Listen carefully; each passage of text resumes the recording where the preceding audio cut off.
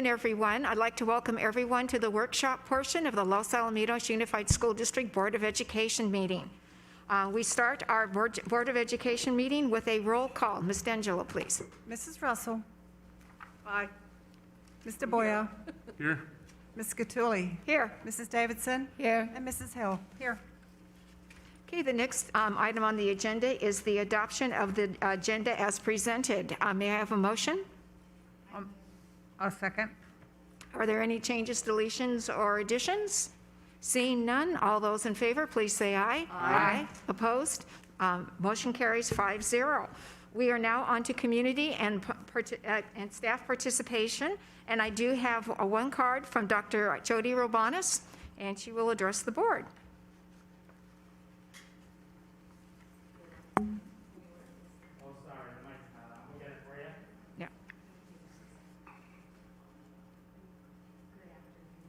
Can you hear me? No? Needs to take that mental health break and just be present. I communicated with you 2 weeks ago encouraging participation in the City of Los Alamitos active transportation plan, and I want to thank Dr. Pulver for getting a message out to all of our families. We had great participation this last week. We'll still have one more community meeting. I did just want to remind you that our walk and bike to school program is not just the one day. It's part of our safe routes to schools, and all of our elementary schools participate in that program. Thank you. Thank you, Dr. Robanis. Okay, our next item on the agenda is our facility use race workshops, and I'm going to hand this over to Dr. Pulver.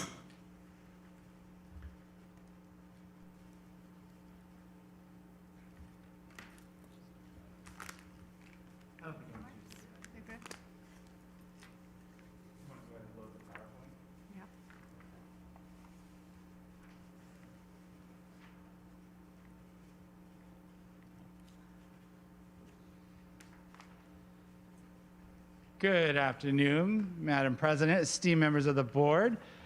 Today we want to do a workshop and spend a little bit of time really taking a look at our facility use, kind of get a framework for our cost analysis, and then really seeking direction as we continue to move forward. And so we'll take a look at that, what we're talking about in a little bit. And so as you know, we have been scheduling and renting out our facilities prior to COVID. And then COVID hit, and our district facilities really have been closed to the community and to user groups.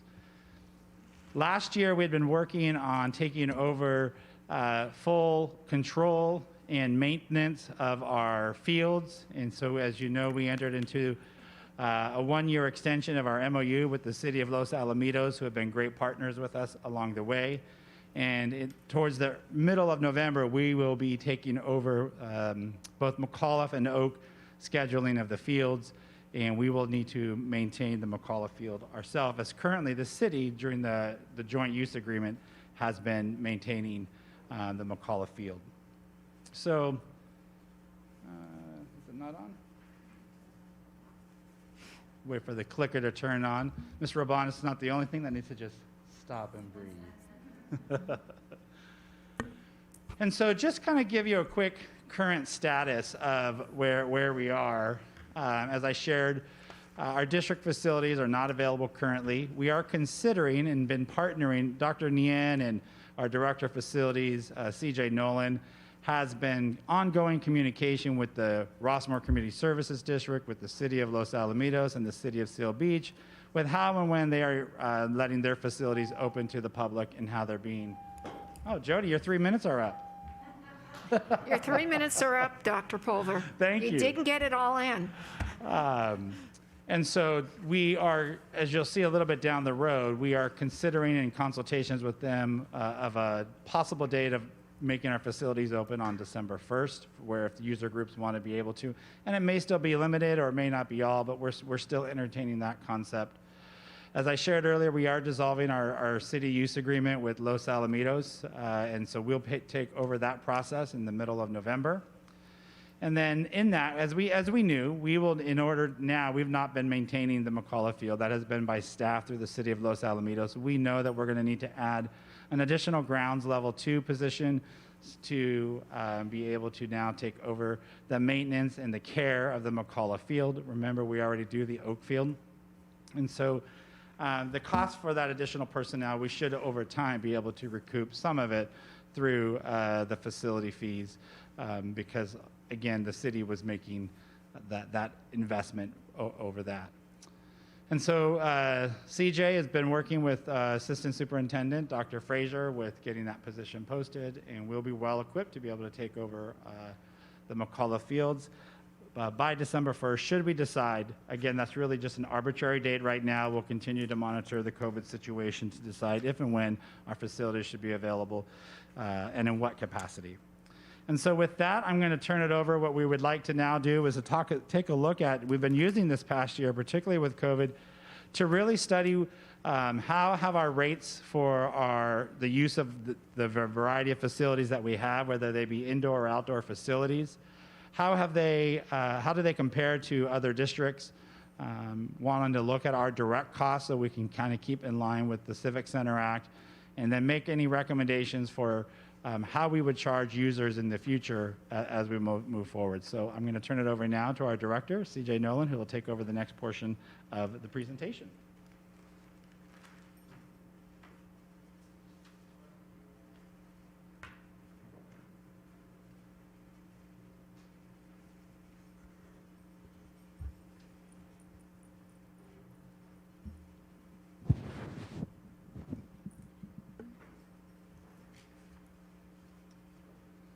Madam President, honorable members of the board. So the first thing I wanted to do as we take a deep dive into our facility use rates is review some of the legislation and the overall framework that surrounds facility use and establishing these rates. The California Civic Center Act authorizes the school district to grant the use of school facilities or grounds as a civic center for specified purposes upon terms and conditions deemed proper by the governing board. Passed in September of 2019 and in effect until January 2025, a new assembly bill authorizes and sometimes requires that a school district charge community groups for the direct cost of facilities, which include operating and administrative costs. The primary funding sources for school facilities are developer fees, general fund investments, bond, and other related matching grants. These funds contribute to the facility's capital cost. The costs required to maintain the district's facilities come from the general fund. However, maintenance funding is supplemented by the collection of rental fees from community organizations and user groups. The primary goal in establishing a rental rate is so that we remain cost neutral, and that way we are recovering any costs encumbered by having that facility available for rental. To determine the district's hourly cost for operating and maintaining facilities, we use a formula originally introduced by CSBA, the California School Boards Association, 21st Century School Fund, and the California League of Cities. That formula takes into account our operating costs, our program costs, and our capital costs. Then we take our total square footage and we get a facility cost per square foot. Once we have that facility cost per square foot, as you can see in black, we separate it into 5 different main categories with grass fields, hardtop areas like our asphalt areas, building spaces, which could be our classrooms, our pools, and our turf fields.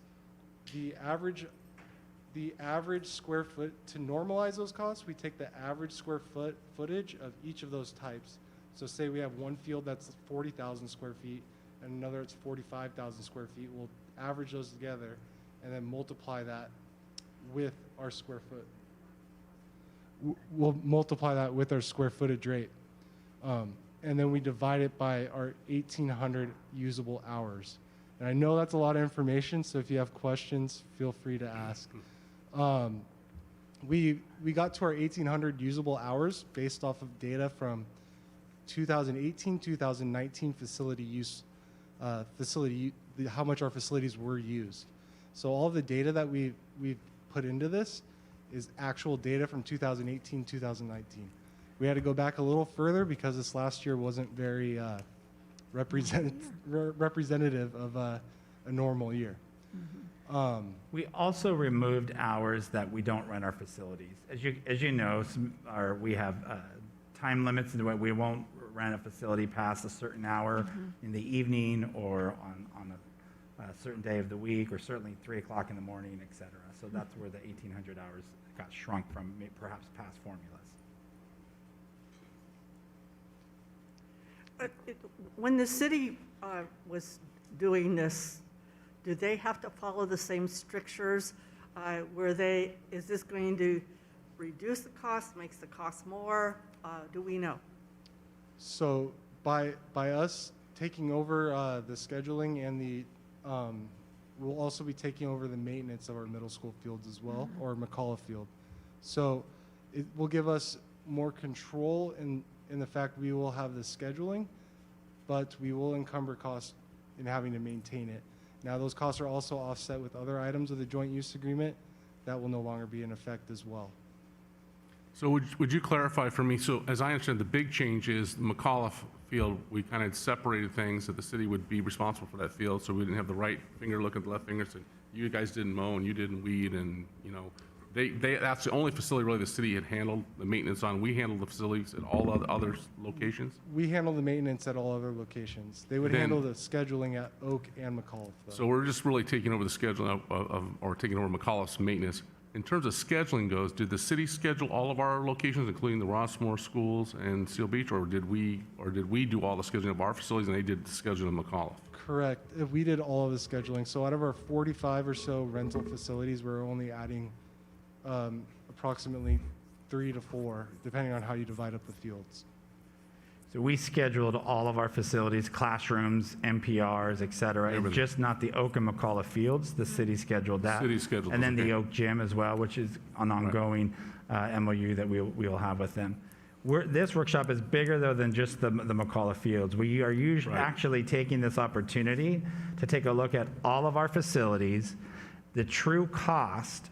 And you will see as we get a little bit later, it kind of will address Mrs. Russell's question. Some of our actual costs are lower than what we've been charging user groups, and some will be higher. And so this is where we're going to want to get further direction, and then how will we charge based upon different user groups. We are using a lot of data as well through Facilitron, which is why we have a representative from Facilitron as well here, which CJ will go over as we move forward in the presentation. So I have a quick question. So if we are now taking over maintenance for McCullough and scheduling, do we take into consideration like impact, the pounding, like the numbers of kids on the fields? Because we do know some sports are much more damaging to the facilities, to the fields than others.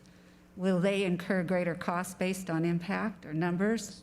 We will be able to have more control of when we decide to open our fields and close them, and for what duration and to how many.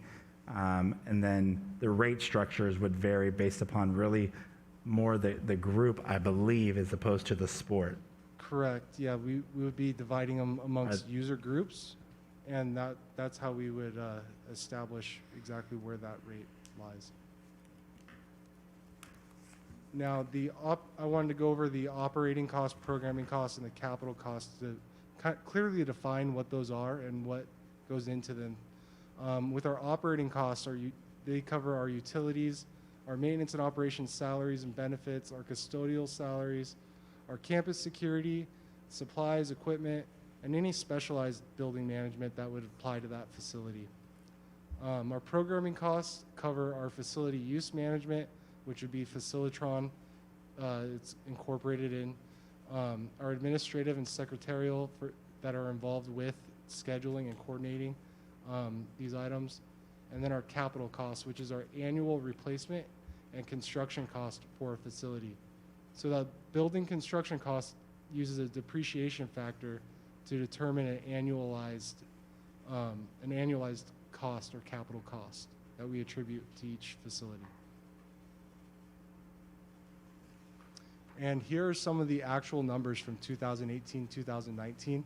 And you can see on the left-hand column, we divided it amongst our five groups or facility types.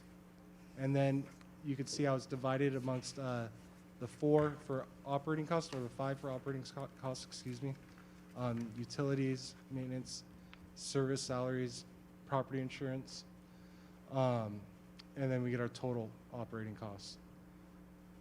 And then you can see that as we go down and incorporate our program costs and our capital costs, we get a total facility cost, which allows us to break down our facility cost per square foot for each of those facility types.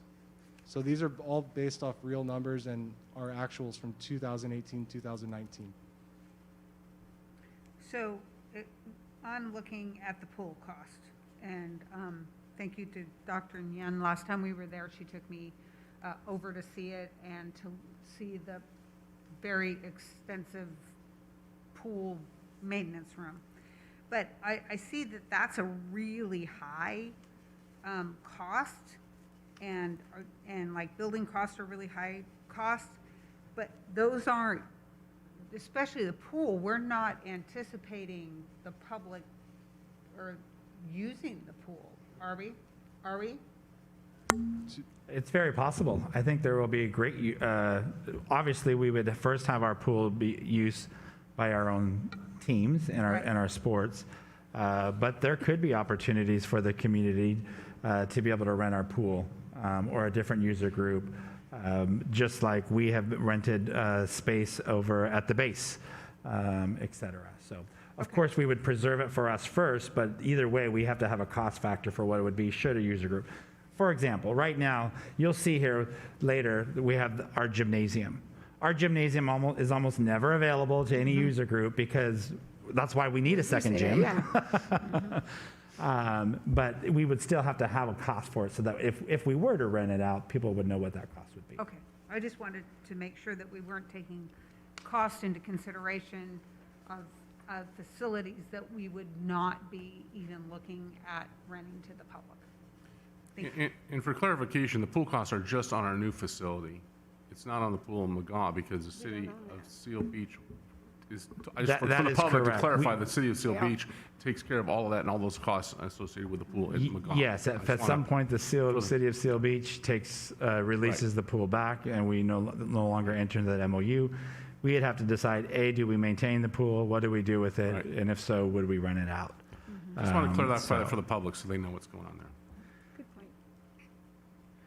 And then I just want to remind people, we don't charge the user groups the employee costs, the electricity costs that we have when we're using the facility during our hours.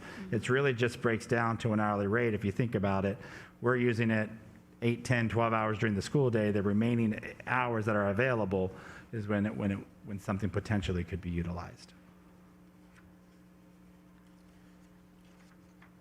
So just to give everybody a better idea of where our actual costs are and what our current fee structure or current rate is, we listed our indoor facilities and our outdoor facilities and wanted to really go over the difference in pricing and how some of our indoor facilities look like we're currently charging too much and would have to reduce quite a little bit to get more in range of what our actuals are. And our outdoor facilities, it looks like we may be charging too little and we would have to increase those rates to get to where our actual rate is. For example, you could see the high school's gym. We're currently charging $147 to rent that space, where our actual cost is probably closer to around $112. And CJ, that doesn't include any sunken costs. In other words, in that, for instance, we need to redo the gym floor every so many years. We need to, you need to sand it and do that. Is that included in this, or are those other costs not? I just, because it's all going to be in the mix. Right. And, just like on the fields, we did the survey. We had a company come in and tell us, if you're playing rugby, that's really going to hurt the grass fields. If you're playing tiddlywinks, it's not so bad, and so I'm just trying to see where we're getting our numbers from. So those costs are incorporated. They are incorporated, okay. Yes, any routine maintenance, like if it's every 4 Like years, what wouldn't be incorporated would be something where they damaged Right. the field and we had to do some extraordinary repair. That gets built into the formula when you say the capital cost. It gets built into the capital cost, which is the annual replacement and or the construction cost, and then the building construction cost as well. Okay. So it does get factored into the formula. And then you could also look at so our high school practice field, for example. We're currently charging $28 when our actual costs are closer up to $58 to have that facility. So it shows that our data, the data is showing it both ways, where our indoor facilities, it looks like we might be charging a little bit too much, and our outdoor facilities not quite enough. And so just, if you don't mind going back to that slide, this is where, when we get to the end of this, and we don't need complete answers today, but we're starting to want to continue conversations, is for some of these costs, they could go up dramatically. And that's a lot to kind of put onto a user group without announcement or without information. And so we also want to talk about, if we were to implement it, would we implement it when? We do believe we need to give the community time. And obviously, no one feels they need time to have a cost go down, but certainly people would feel as though they need a time for when costs go up. But something as simple as a parking lot from $3 to $27. And as you all know, it's very expensive maintaining our parking lots, which I don't think has ever been really factored in. But still, $27 an hour for the use of a parking lot is also, if you look at it in that perspective, is not that expensive either. Okay, I have a question, CJ, and you might be getting to the rest of the report. But I know prior, we looked at organizations that basically work to support the school, thinking of our PTAs, our Friends of, our booster clubs, LAIF. Next And I'm assuming that later on we'll have different criteria of non-profit. Okay, then I'll just wait. Thank you. Almost there. And just because it was too many to present to you and to the community via PowerPoint, you do have more information of just about every facility Yeah. in terms of the operate. It's really small print. You'll need your glasses. Yeah, and a magnifying But we wanted glass. to present, Yeah. some of the major, the more common ones that were there. So if you wanted to take a look at that as well. Thank you. So before we get there, I wanted to just quickly review some of our field layouts and the way we have our rental facilities currently structured. So a high school practice field is approximately 78,000 square feet, and a large practice field, which is really similar, but at our middle schools is around 81,000 square feet, with small practice fields at our elementary schools, which is about 34,000 square feet. And it just goes on from there, with our high school baseball fields being around 130, and then our high school softball at around 40. And that's just because they're different sizes. You could see this is an example from Oak Middle School, and it has medium fields and a large softball field. This is how they're all incorporated into that rental. And then you can move on to Rossmore, where we have 3 medium fields all throughout the field area, the grass area. And then McAuliffe, we have 3 large fields. Now that could be further divided up however we would like once we take over the scheduling and the renting of these facilities. And here is, I believe that's Lee or Hopkinson. Sorry, I couldn't tell from this angle. And they have 4 different rental facilities with 3 medium fields and 1 smaller field. And as we go on, here are the rest of our schools that don't have as many rental facilities, but close to it. So here are the user groups and the application of the rental rates.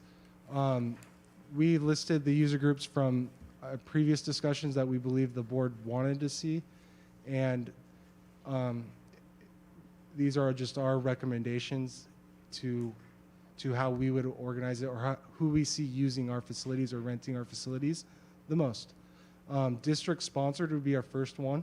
That would be our district sponsored meetings, activities, events, our sports teams, our PTA, or any other board approved organization that would be using our facilities.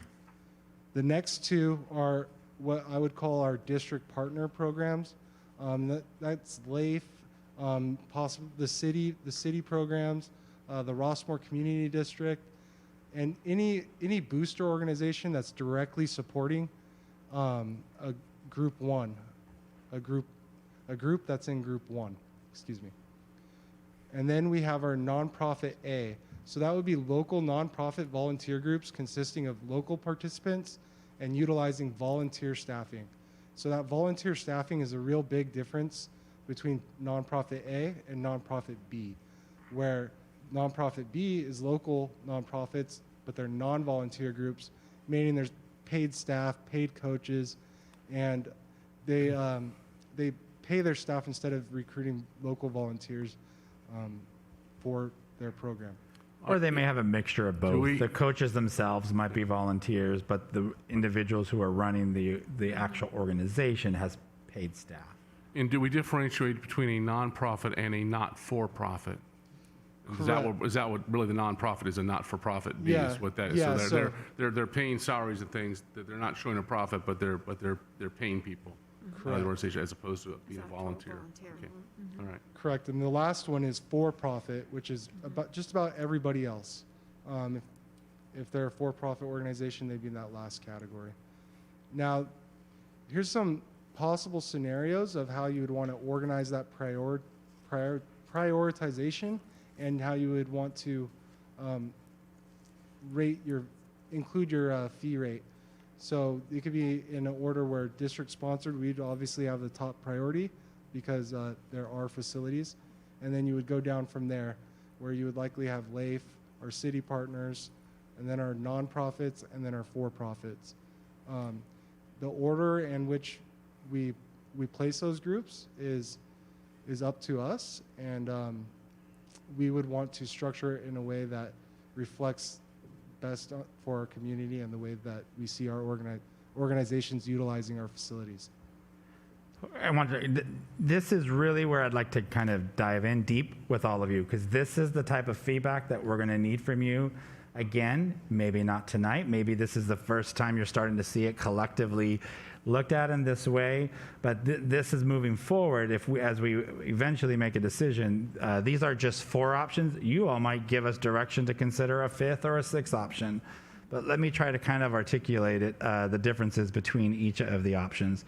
And as CJ's done a lot of research with both Facilitron and he's studied how other unified school districts and other districts here in Orange County do it, this is really where districts will kind of layer on their own what they value in these processes. And so I don't want you to get stuck with the cost yet, but sometimes you can charge 50% less for group 1, 75% less for group 2, 100% of your direct cost for 3, 150 for 4, 200 for 5. Almost everybody, it seems like, does charge about 200% of direct cost for profit organizations.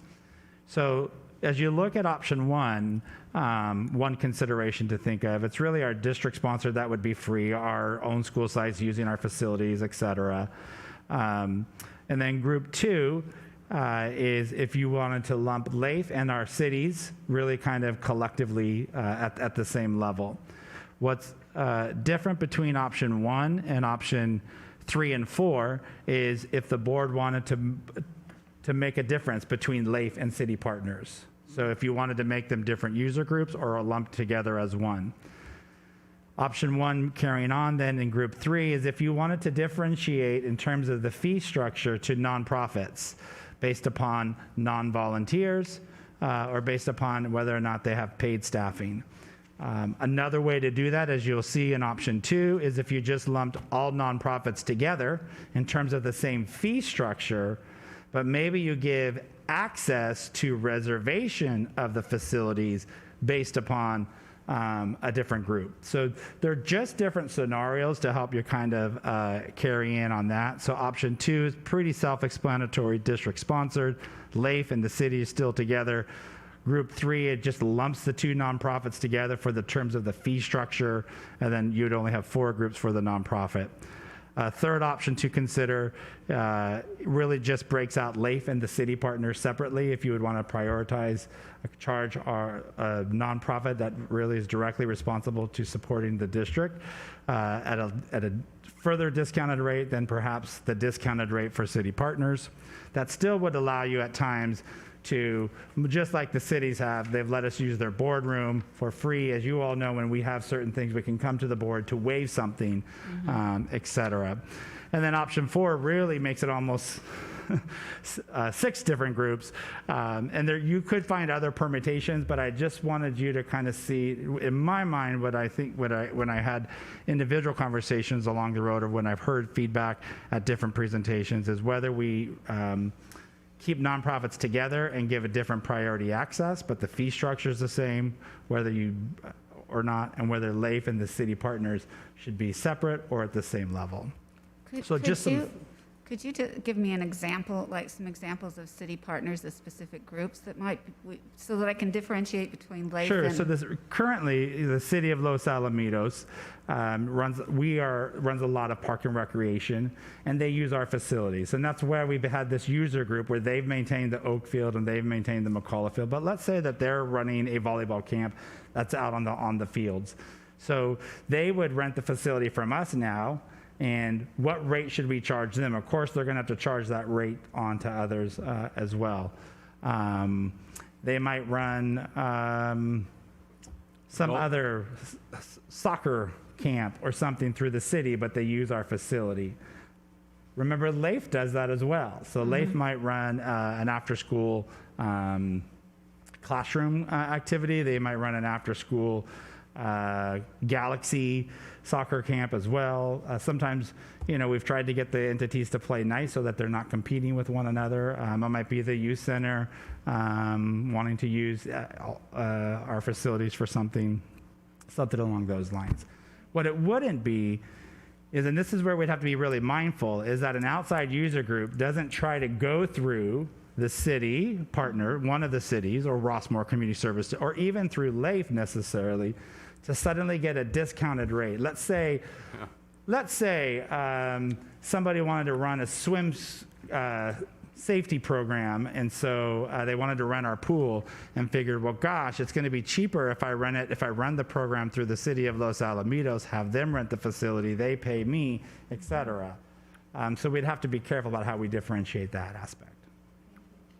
That was my question, because I could see us getting set up for things. I think one of the things I would say is we need to look at youth programs, kids that live in our district, K-12, in our programs to focus toward those, our community assets, and so then do want to partner with our LAIF and with our Parks and Rec. But then what I don't want to have happen, what I want to be careful of, is that if we end up having the city run adult soccer leagues for all of Southern California, and we're running them out at a discount there or whatever, when really maybe we shouldn't.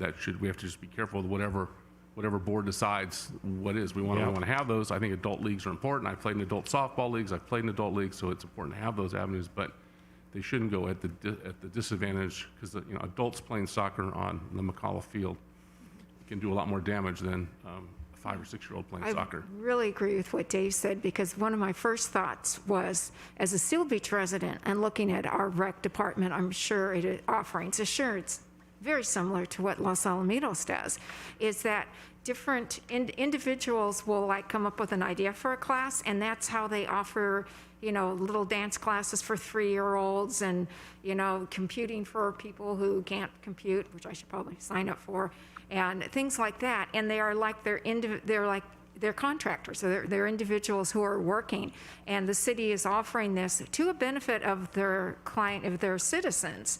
But then you start thinking, like what Dave said, it's going to be like, where do you draw the line between the city supporting their residents and people going around to get lower fees? So I really like the idea of even saying, is this for children or is this for adults? Because that's different.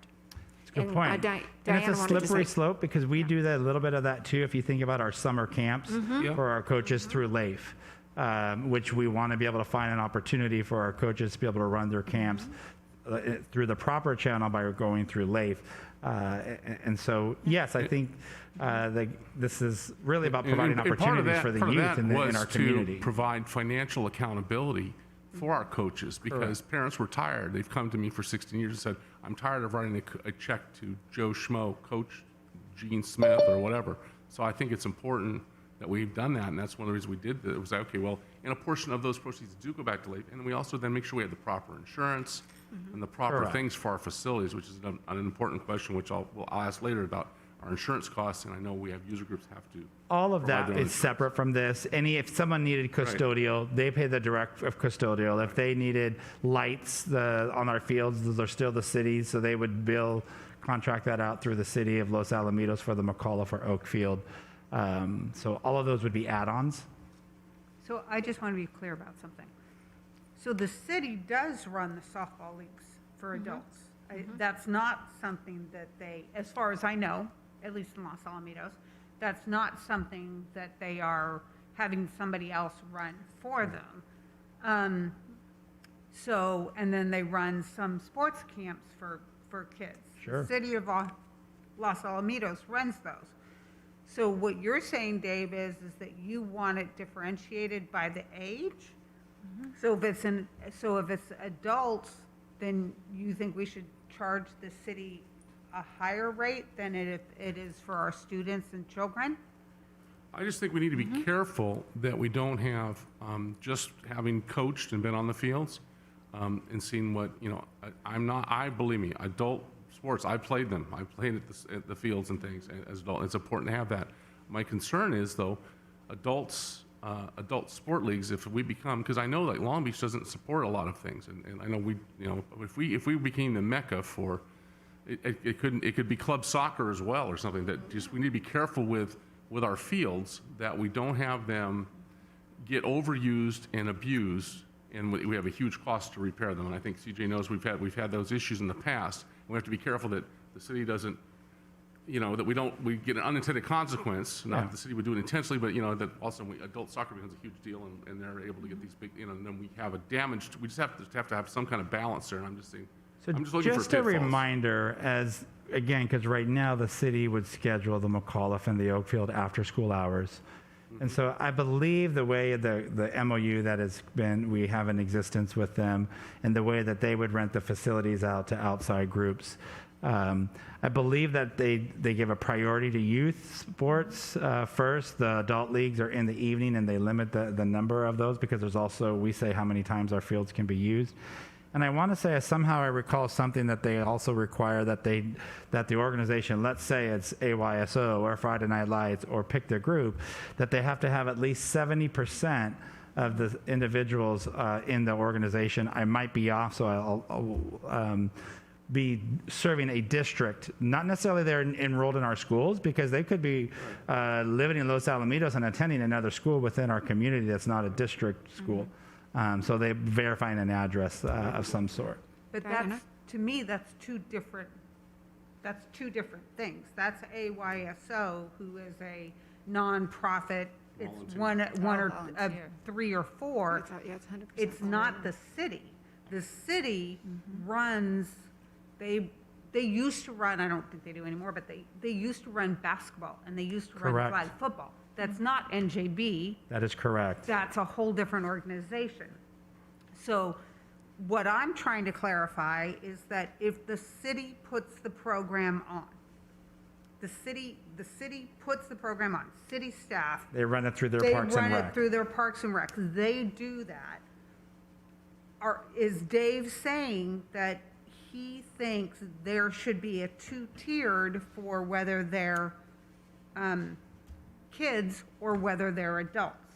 Because that's a very different thing than a group coming in here saying it's adult soccer league put on by ABC Adult Soccer League. We're going to schedule that. We're going to decide which group, which category that is. That's not the city doing it. They're not going to do that anymore. We're going to do all that. So I think we're getting things kind of a little bit Well, confused. if the city puts together an adult rec league for adult soccer, they're going to schedule that through our schedules. Right. The problem we ran into really was with the city controlling McAuliffe and Oak Fields, and the overuse we had from some user Right. groups, because we had no control. We didn't know what they were doing. Also, Right. and then we got left with a But bit of a we're mess. eliminating that. And that's what I know. So I'm just saying we need to be careful, though, as we talk about, that user groups don't go through the city or through LAFE or through any other group to get a reduced rate, and then we have unintended consequences. And that's all. I'm just saying, hey, let's be careful. I'm all for sports. I'm not saying I'm against, I've played in those Right. adult leagues. No, I think they're I important. I just just want wanna to make make sure sure that- we're aware of that, and we make sure we're. don't I we have also to- think it's two different issues that I just I do want to too. clarify with you. We're talking about the fees to a group that I don't know. You'll have to give us direction if you think it should be differentiated by the age of the individual, or is it really more the priority of the Intentionality. reservation of the use of the facility based upon, and it could also be perhaps you would prioritize also in this order, whatever, again, there's 4 options here, you might think of other options to reserve that, and then even within there, differentiating between whether it's adult or serving the youth within the community. I think you do have to look at purposefully at the intentionality of the group. And I think that's what Dave was saying, whether or not you're expanding out to create a club kind of atmosphere. But if our youth groups, the community ones, they service a lot of children and maybe even adults who really can't afford club type fees. That is correct. And can't afford Travel ball. where the fees get raised when the management's fees get raised. I think that there are families out there that are part of our community and part of our district that their children get recreation, maybe partly because they're not very talented, like I wasn't, but it may be because it's what their family can afford to play the youth center tennis. Right. So I think that we have to look at it intentionally according to the purpose. So I'm going to ask CJ to move on to the next slide. Okay. We can go I think the next two, this slide and the next slide might need to be changed back and forth, but it'll help further identify an example. So we just took the first example, option 1. We could illustrate it with any of these other options, but we more just to help communicate the process, and then we'll kind of try to further dialogue with you.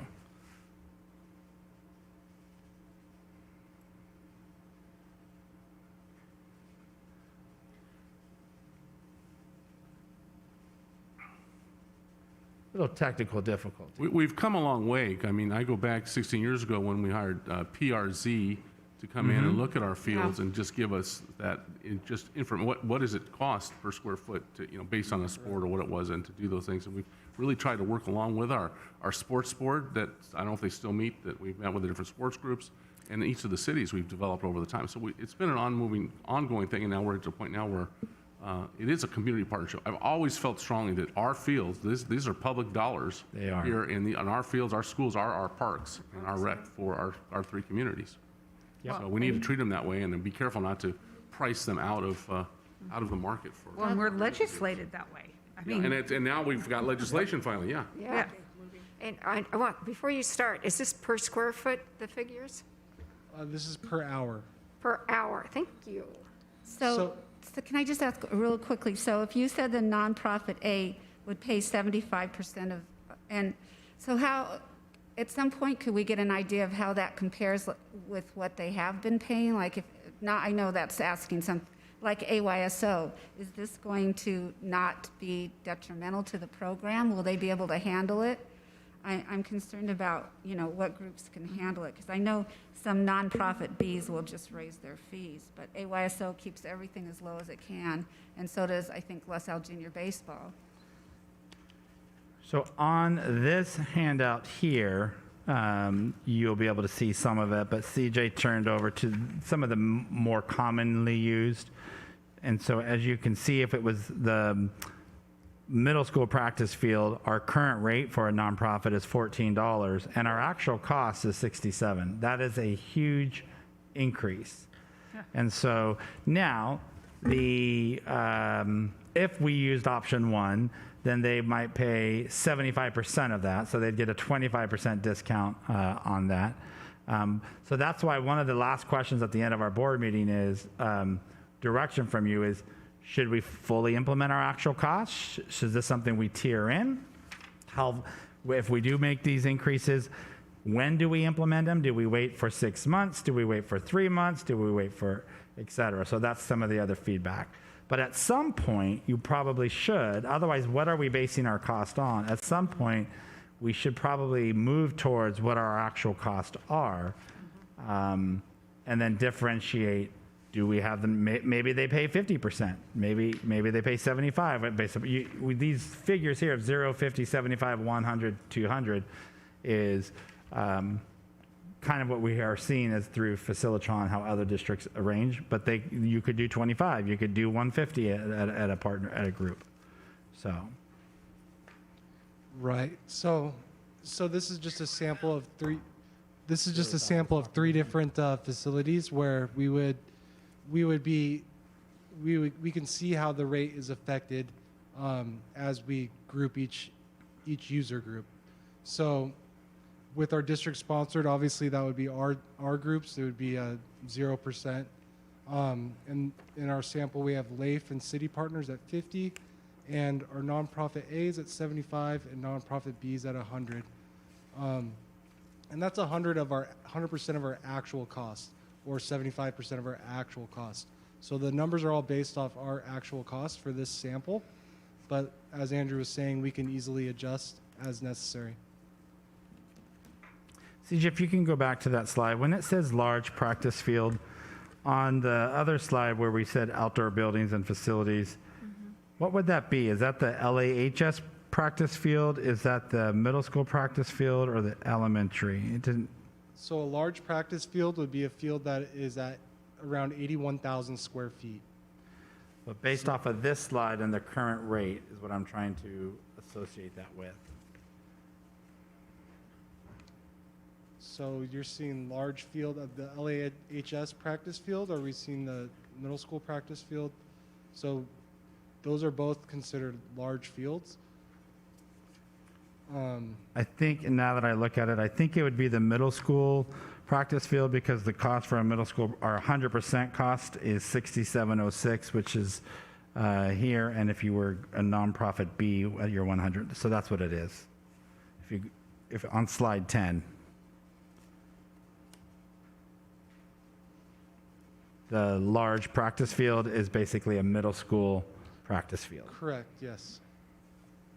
So is the tier, are we currently, I think this goes back to Marlis's question, I think you said it's here, but I don't see necessarily the percentage. So is the actual percentage, is this what we're currently using? No. So No, that's on slide 6.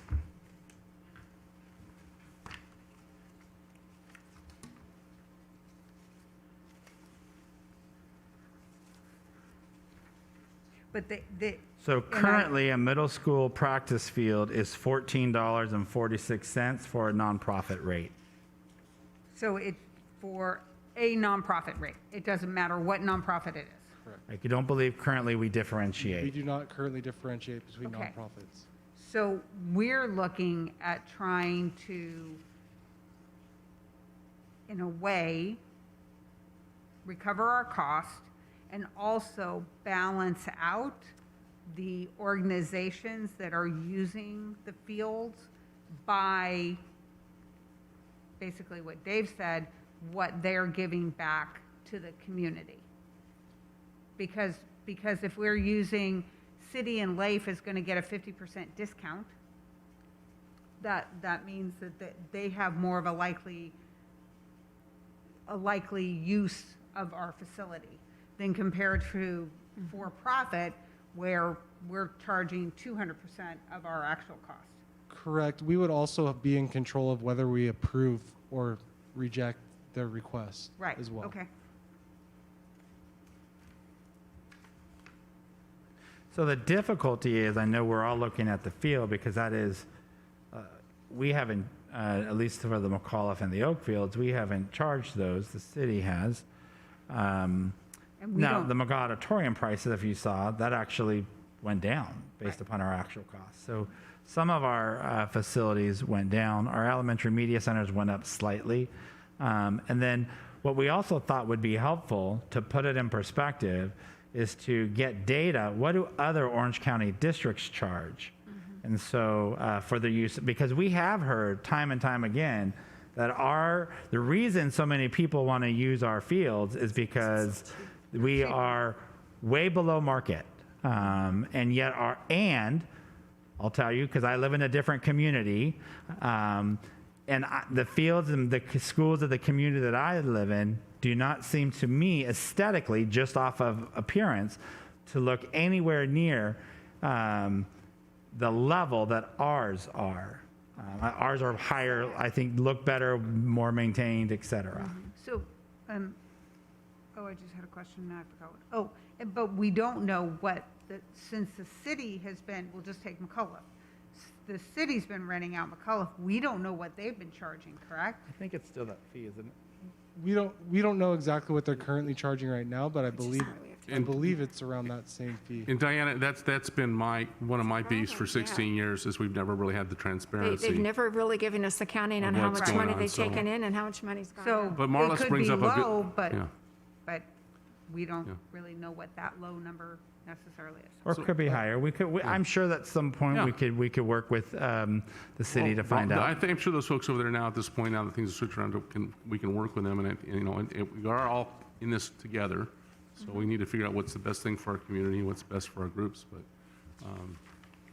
it is a tangled web. Everything, there's always a twist. I've been doing this, I just know with the user groups, I know that, we could go rent it to club soccer at higher probably prices because they're dying for space, and they're always the last ones to find it, and they would be willing to pay because they, if we get past COVID-19 and things go back.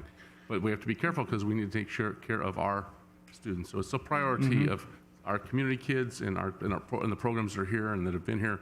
And so it takes a lot of discretion on our part to do it and get to be fair Yes. with what we do and to make sure that we allow for things to happen. So And as a public agency to Yes. provide reduced rates and opportunities for those that are public agencies as well that become their parks Right. and rec, et cetera. As Marla said, for many of our families who can't afford club, travel ball, Absolutely. travel sports, whatever. Absolutely. All right. so. Support the kids. And our just community. one, about the auditoriums or like the performance centers, do we actually rent those out? I know because I know the schools struggle to find a night that they can do a performance because they're so in demand. We wouldn't charge a school, would we? So No. are we renting them out to the community? As always, if we have the availability and it's not being used according to the Civic Center Act, we should consider it. Very few at the high school. As you all know, it's very hard. We can't even get all of our programs in the PAC. Right. And so we have to use McAuliffe's NPR, even though we'd rather use a different facility for the show choir for McAuliffe's shows. The drama at Oak use their NPR, even though it's probably not. They would rather use a better facility. But yes, every once in a while we have been able to. I know Seal Beach has used it for the Miss Seal Beach contest, or different programs have. Yeah. And as Andrew was saying, here we gathered some comparable rates with our neighboring districts, and we have the average highlighted in the green column compared to our actual costs, and kind of shows where we sit with our actual costs and what other districts are currently charging as their rental rate. So just to be clear on this, the actual cost is not what we're currently charging. That's what is the formula we've just showed you how we went through is the actual cost. The green of the OC averages is more than these school districts that we showed here. Every district we could survey, we factored them in. You should have another. If you don't, we can send you that and we can review a worksheet that has more districts: Fullerton Joint, Anaheim Union, et cetera. But we wanted to highlight a few to illustrate for people and mostly trying to focus in on unified school districts as well as Huntington Beach, because they also use a lot of the more facilities that could be comparable. Right. So you could see that there are some where it looks like we're in range, and then there's some where we might need to do some adjustments. And as we have the ability to schedule and make reservations, we also have the ability to control how much we're charging and if we need to adjust or make any changes to the rental rate. And then these costs by the districts are their nonprofit cost. So, or their actual cost. And that doesn't mean it's the 50% or the 75%. It's just comparing that. We did not say what is their profit cost times in it by 200. So again, an auditorium, which might be like our performing arts center, per se if we were to rent it out. Our actual cost is about $95 or $94, and you see that's well below the districts that we see, at least on the chart, and the average is $290. So you can see, I can't imagine other districts' actual cost is that significantly higher than ours. So I'm not sure what formulas they are using, but we wanted to just kind of take a comparison there. And then you look at a classroom, and our classroom cost is actually higher than some, higher than Newport Mesa's and Huntington Beach, but certainly lower than others.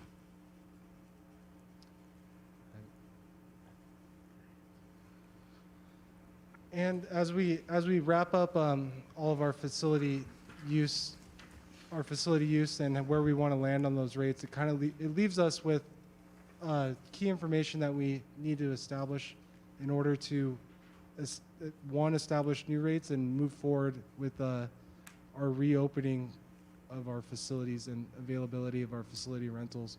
One of the first items is the number and composition of user groups moving forward. Do we want to keep what we have, or do we want to have a more robust user group system where we incorporate the nonprofit A, nonprofit B, the city partners and LAIF? Do we want them in one group, or do we want to have them separated? The first item comes down to those options that were listed on the previous slide and how we want to arrange our user groups.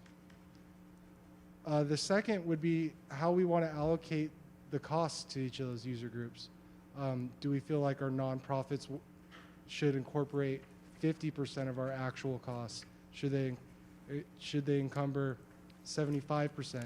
So really we need to establish how much we're willing to assign each of those user groups and what rate that should be.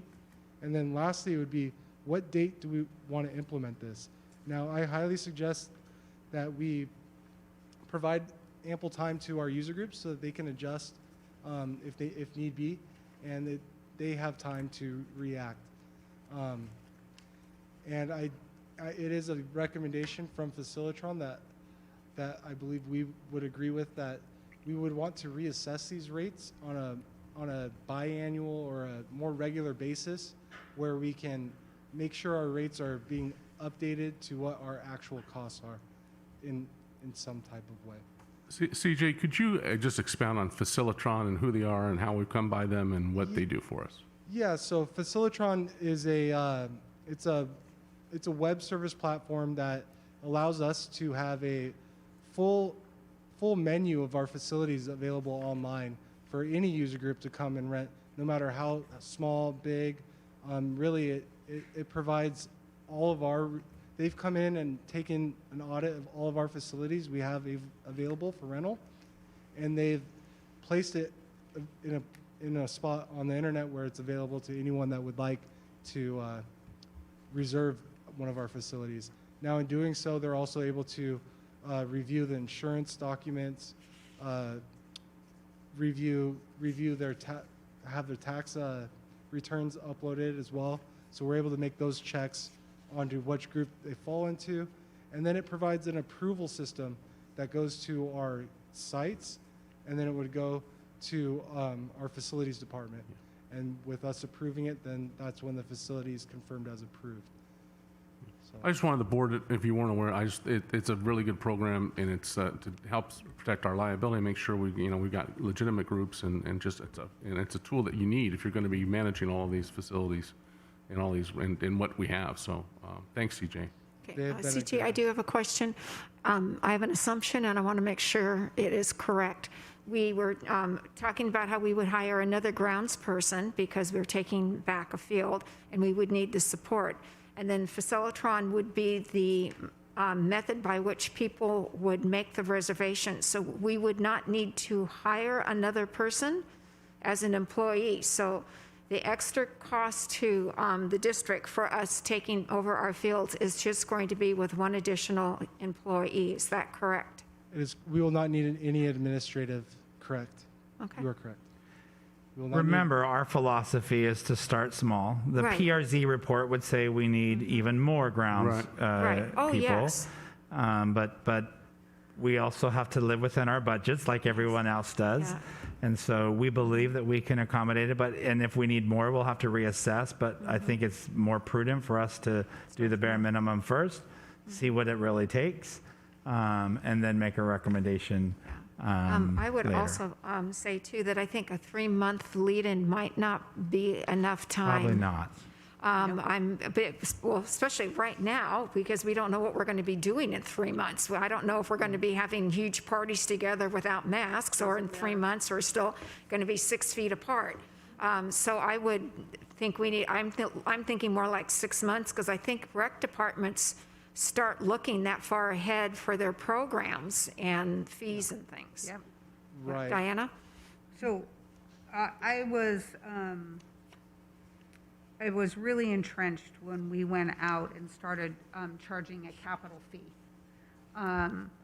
And I really got a good schooling at that point in time of exactly how these user groups work and what their planning process is and so on and so forth. So I agree with Mrs. Cattouli. I think 3 months isn't fair.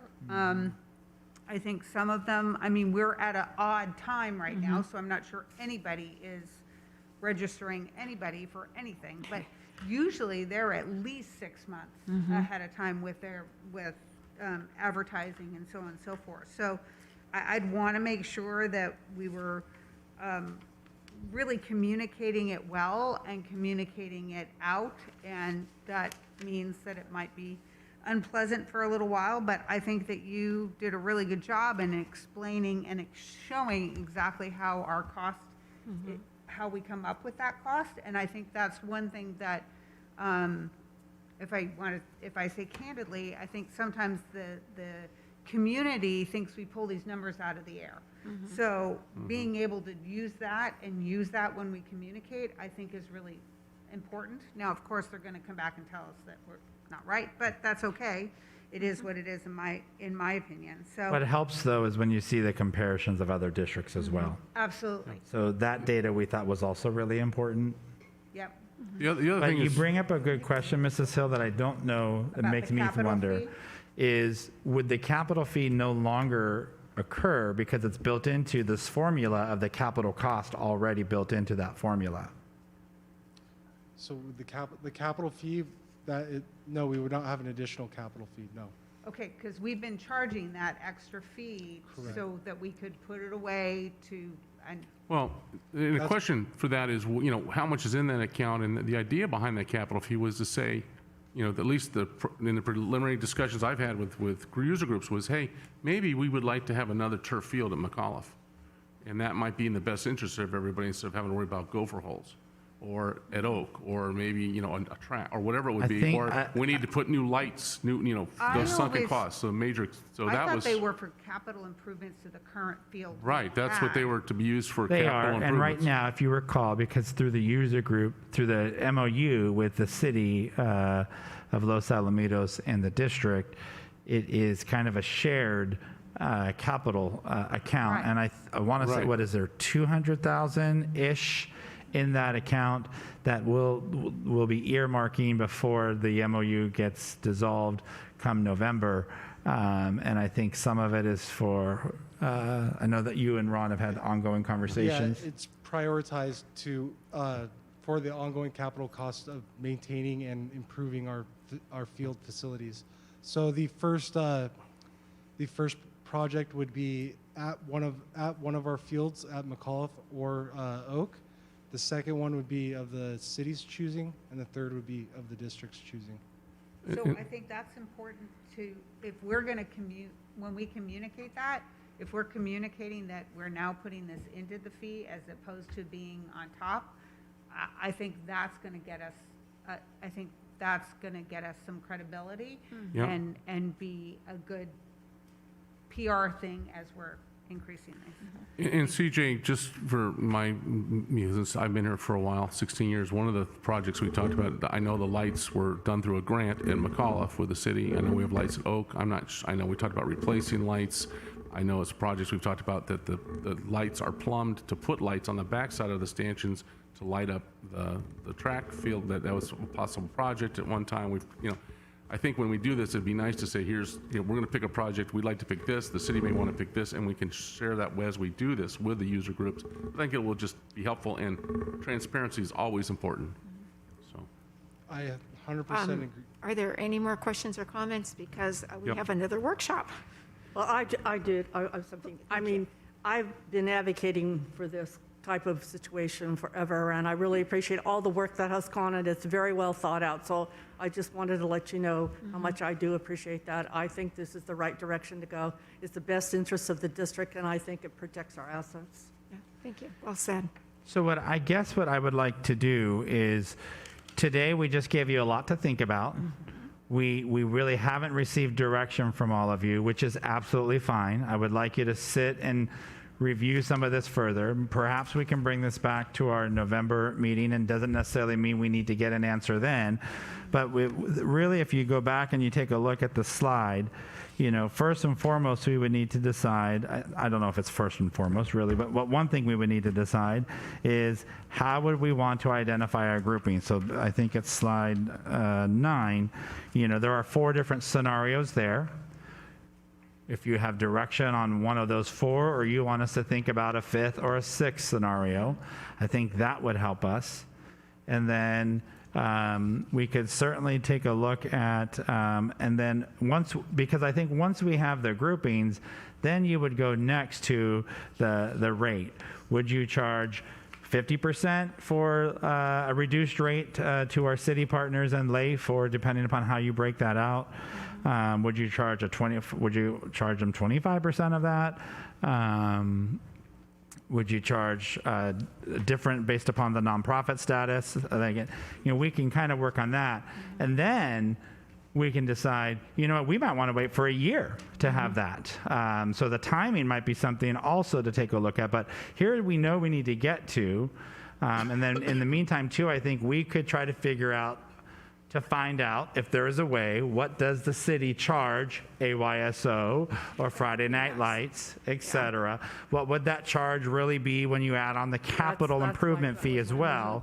And then make that comparison. So we have better data. Here's what they currently are charged. If we were to do this scenario, here's what it really would be. So I That's think we essential. could do some more legwork between now and then as well. And then if you want, obviously part of your job as a board member is you listen to the community. So you will probably start fielding more conversations and assessing your mind. And then of course, after November, it'll be a different board, but hopefully all of those individuals who are considering running, they are listening to be engaged in this conversation, because I don't think we'll even have an answer in November. No. But it's something that I think we need to continue to move forward. In the meantime, we will, because we're still ready to take over the fields and scheduling them and maintaining the McCullough Field beginning the middle of November. We will operate the status quo, whatever our nonprofit rate is, Right. and then continue as we expand this process. How does that sound for all of you? Okay, yeah, our board has homework to do, to study it and to think about it and discuss it with whoever wants to discuss it. And the information that you could get about what we're actually charging is truly invaluable. So we will, if anyone who is interested And in for the this most topic, part, we'll next probably month. focus on like the 5, 6, the top Right. 10 items that people reserve. Yeah. It may not make a whole lot of sense spending all this time and energy on our gym. We don't Right. rent it out really too Right. much. I would say et basically our cetera. field. I think the field. pool's a non-issue because it's not even equivalent if we would have ever rented our pool out in the past. The pool we had prior and the one that we have now, Yeah. they're not even apples and oranges anymore. Right. But we do know how much the base charges us, and we'd still be cheaper than the base. They charge by lane. Okay, well, that's good info for us also. Okay, let's move along. And Okay, then so, I'll have to decide if you will want to continue going through the facilities workshop, or if you want to do it after the next, after the board meeting. I'm sorry, Karen? Is he asking if? If you want to table the workshop for the end of the Yes. second board meeting, or power through. Yes. Okay, what's the board consensus? Well, it depends on how much time. Yeah, you- and Margaret's here, and I hate, Well, anything closed session we could do after the board meeting as well. It's just, And then I think we should do. so it's really up to you. The workshop, and then if we have to do more closed session afterwards? Yep. Okay, so CJ left, so is Myra going to present? No, yeah. Okay, great, thank you. doing it Dr. now. Pulver, will you introduce her other than me just saying Myra's presenting? Yes, thank you, Madam President, esteemed members of the board. Tonight, we wanted to just give the board and the community our monthly update of where we are with our facilities. And so tonight, we have our bond program manager. If you recall, we changed her title, no change in anything else, but Myra Gonzalez, who will carry forward. Welcome. Good afternoon. Thank you, Madam President, esteemed members of the board, Superintendent Dr. Pulver, cabinet members and guests. I'm elated to be here this afternoon or tonight to present. Take it off? In the mic. Okay, It's just hard to hear. sorry. That's okay. To present the bond project update. To present to you the bond timeline, so Measure G passed. We began the infrastructure project, and the district began construction with the Los Alamitos High School Aquatic Center. We also commenced the design of the Los Alamitos High School multi-story STEM building, and we continued with our playground replacement projects. In 2019, we installed the interim housing. We completed the installation of the interim housing, received DSA approval for the multi-story STEM building, as well as we began construction of the Los Alamitos High School multi-story STEM building. We also commenced the design of the Los Alamitos Elementary and Hopkinson modular restroom buildings. In summer of this year, we completed the Los Alamitos High School Aquatic Center, and we also completed the modular restroom buildings. And we will eventually begin the process of the design for the Los Alamitos High School gymnasium and complete remaining playground replacement projects. So to give you a recap on the Los Alamitos High School multi-story building, we installed the interim housing. We were able to provide spaces for the health office, the psychologist's office, some classrooms, and computer rooms. We also demolished the existing administration building, and Erickson Hall, the builder, completed the soil stabilization. I believe CJ in the past presented that Erickson Hall completed the RAM aggregate piers, the concrete cylinders to stabilize the foundation, and they also completed the underground utilities. Currently, Erickson Hall, our builder, is erecting the structural steel. So this shows where they were completing the underground or preparing for the underground RAM aggregate piers and the underground installation for plumbing. And here is pictures of the steel that's being manufactured and delivered to the site.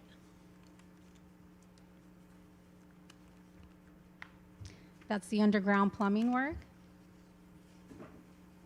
And before I get to this video, what I wanted to share or emphasize is planning is key to a successful project.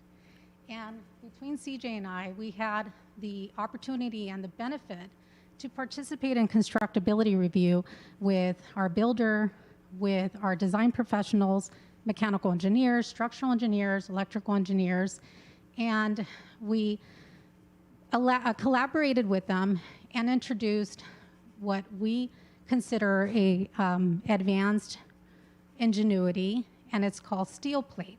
Steel plate is being used currently in our multi-story project. And just to show you a quick video of what steel plate is, and I'll go into a description of what it is as well. So side plate is an optimization process utilizing side plate moment frame technology that puts steel exactly where it needs to be in a building. So instead of welding on site, we're bolting on site. And I'm not sure if you had an opportunity to see, but the steel, within a week, the progression of how the Erickson Hall has been installing the steel at the site. This ingenuity is able to help us accelerate the installation of steel. Looks like And Legos. So here's a quick video of the installation of the steel, or the erection of the steel columns and the beams. And currently, our builder is working on sequence. They are starting on the north side. There is continuous inspections on our steel as well on the steel plant, and we do have a first and second shift of steel inspections ongoing. Our steel is being manufactured on an ongoing basis, and it's on an on-time basis or just-in-time delivery method where Erickson Hall will be delivering and installing it as we go. And this is to avoid taking as much space as we can at the site.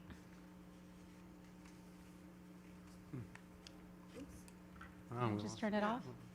I think, There you go. there you go. it's kind of fun to watch.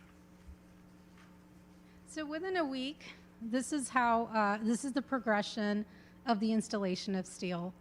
Erickson Hall has been a key builder in accelerating the installation of steel. They've also installed the safety decking on the second and third floor, and this is for the protection of the workers. And again, just to emphasize, within a week, this is so far what they have installed. Margaret, is that, I'm sorry, the name of that process again? Oh, the plate, side plate. plate? So does that, I mean, we're in California, and obviously earthquakes are our thing. Does that help with the stabilization? Like, I used to work in a really tall building, and it would sway back and forth the way they made the building. Exactly. That's a great question. So it does help with the drifting of the building. And this side plate has been reviewed by DSA and improved by DSA. So yeah, that side plate, when we do have an earthquake, it'll flow or it'll shift the building along as well. That's awesome. Thank you.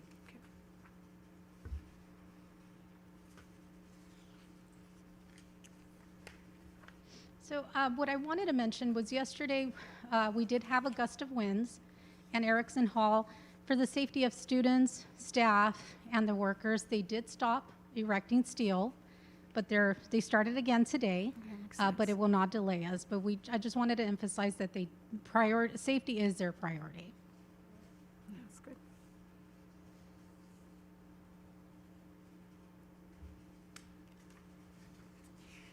Actually, before I move on to the Aquatic Center, I did want to share what's coming down the pipeline, or like I say, or the next steps. Well, for the next 2.5 months, Erickson Hall will be continuing erecting steel.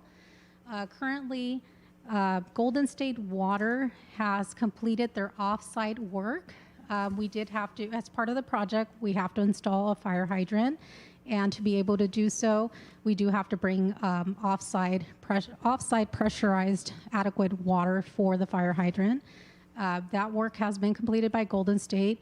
They do have to come back in 2 weeks to install the asphalt.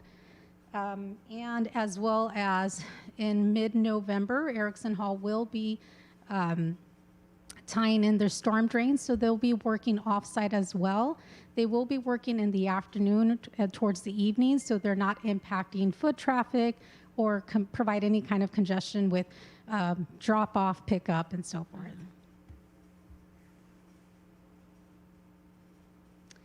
Moving on to our Los Alamitos High School Aquatic Center. Here's some pictures of the progression of the construction and how it looks like now, which is amazing, gorgeous. beautiful. It's beautiful. What we wanted to emphasize and share is that now that our project is complete, for a low bid project, our current change order rate is at 1.3%. That's incredible. It's low. very That minimal. is, yeah. And it's really low for a low bid project. I do have to give credit to our construction manager. Both our construction managers and I worked very closely in monitoring all potential change orders and ensuring that we looked out for the best interests of the district and that we did our fiduciary duty in ensuring that they were all legitimate change orders or the ones that we approved. I also want to give credit to CJ. When he joined Los Alamitos Unified, and then I joined afterwards, I later learned that when this project went out to bid, the bids were rejected. He refined and buttoned up the project documents. We went out to bid again, was able to increase the bidding pool, and was able to get competitive numbers and then award it to the lowest responsible bidder. And it's not uncommon that people would typically reserve a minimum of 10% for a change order. Right. So to have a 1.3% is really That's almost like strong due none. diligence of our team. So thank you very much, CJ and Myra, and our partners with Rockland. So there are still some remaining change orders, so we'll. Sure. There are some, yes, correct. He is correct. We do have some potential change orders that we are still vetting out with the contractor. Oh. Hopkinson and Los Alamitos Elementary modular restrooms. Hopkinson is complete, and we filed the notice of completion with the Orange County Clerk Recorder's Office.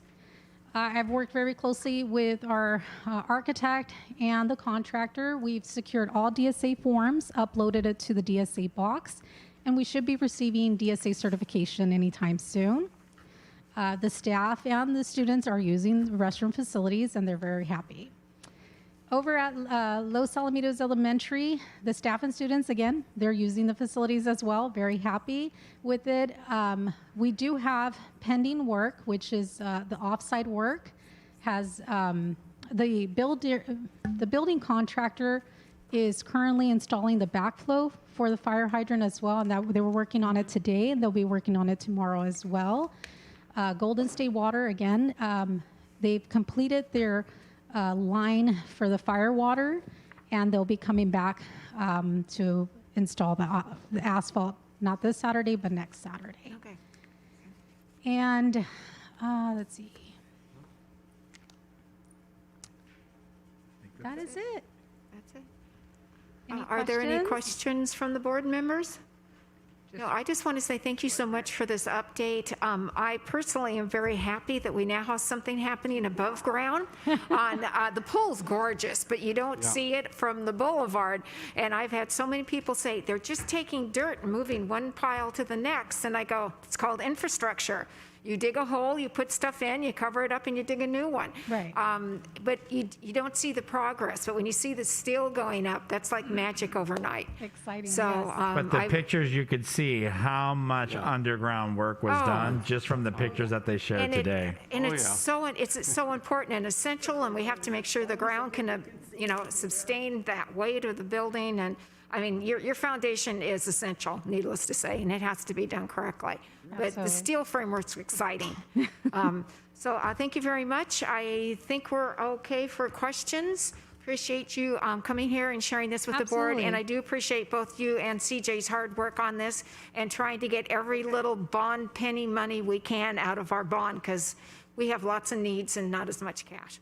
Absolutely. Thank you. It was my Okay, pleasure. thank you so much. And so I am now going to take us into closed session.